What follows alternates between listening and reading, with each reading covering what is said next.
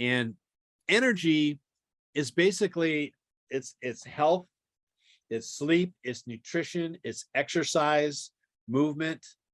Those are all things that both expend and create energy. And what I want to hear back from the experts we have in the room, especially if you've like the working out stuff, but awareness, the number one thing that you can do for your awareness around energy is knowing your health numbers. Knowing your, for me, blood sugar is crucial.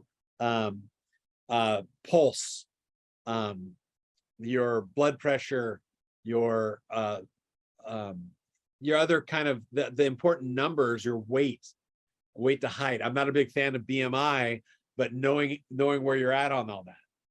So that's one awareness piece, knowing of your health. Also, knowing what impacts those things, because not everybody's the same. There's some people who can, have a whole pizza and it doesn't impact them at all. Those are the ones that I want to hurt. But there's other people who they smell bread and their blood sugar skyrockets. So it's not a matter of knowing whatever the experts say, it's knowing how you respond to those things on your health. That is one of the biggest awareness pieces. Awareness of how much sleep you need. Okay. You may be one of the people that say, oh, I only need 4 hours a night. That's about 1 or 2% of the population who don't need that much, who can get away with that much sleep. Everybody else, if you go, if you get 5-6 hours of sleep a night continuously for a long time, after a couple of weeks, your performance plummets. If you get one night of very little sleep, your performance plummets. And if you think you're doing a favor by, number one, by sacrificing sleep or sacrificing nutrition because your job is, your pace says you can't do it, your cognitive ability plummets when you're working off of a lack of sleep or chronic lack of sleep.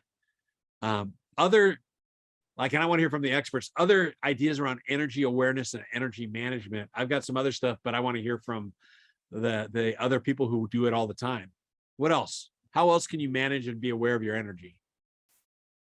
I'll tell you a little secret that we did a 3-day executive EI and communication workshop at the Reagan Library out here in California. And we worked it out so that about every 45 minutes, they were up and moving.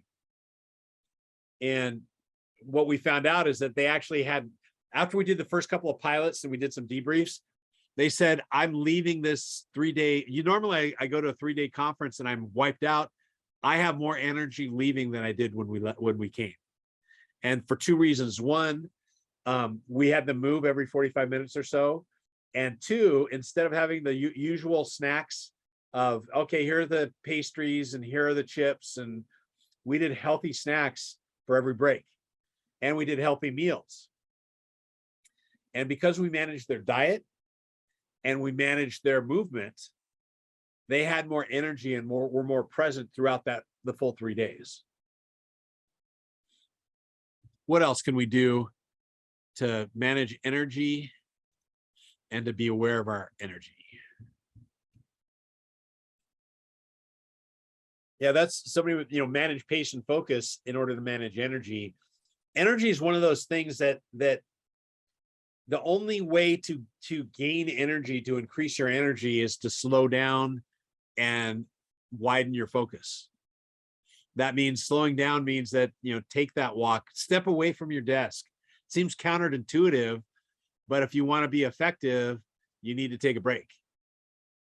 If you want to be effective, you need to get your sleep or take a nap.